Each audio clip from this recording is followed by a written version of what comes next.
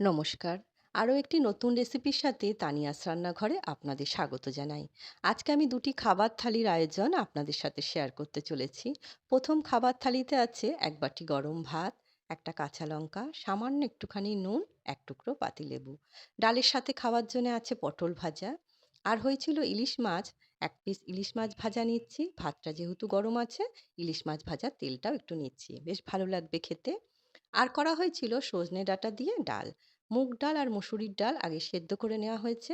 তারপর তেলের মধ্যে জিরে আর কাঁচা লঙ্কা ফোড়নে দিয়ে সজনে ডাঁটাটা দিয়ে একটু নাড়াচাড়া করে সেদ্ধ ডালটা দিয়েছি, নুন হলুদ আর সামান্য একটু মিষ্টি দিয়ে নামিয়ে নিয়েছিলাম।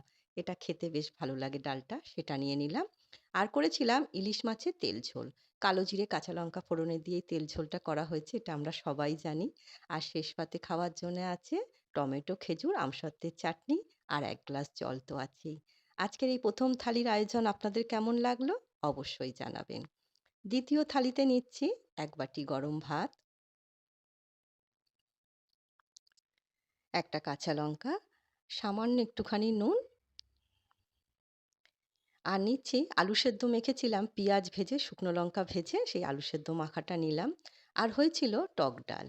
আম দিয়ে টক ডাল করেছি, সর্ষে ফোড়নে দিয়েছি আর শুকনো লঙ্কা ফোড়নে দিয়ে করা হয়েছে। সেই আম ডালটা নিয়ে নিচ্ছি। গরমকালে কিন্তু এই আম ডালটা বেশ ভালো লাগে। যেদিনকেই করি না কেন সবাই বেশ খুশি মনে খেয়ে নেয়। আম ডালটা নিয়ে নিলাম।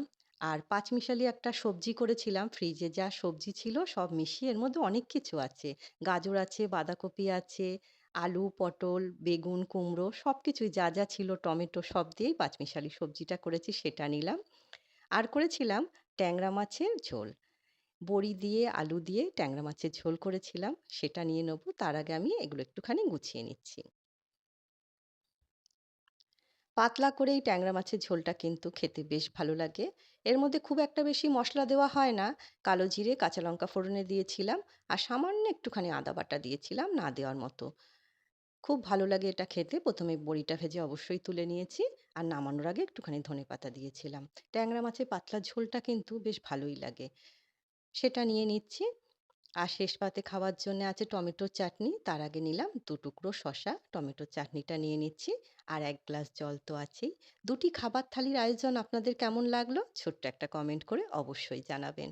আজ তবে এই পর্যন্তই। দেখা হবে পরের একটি নতুন রেসিপির সাথে। সবাই সুস্থ থাকবেন, ভালো থাকবেন।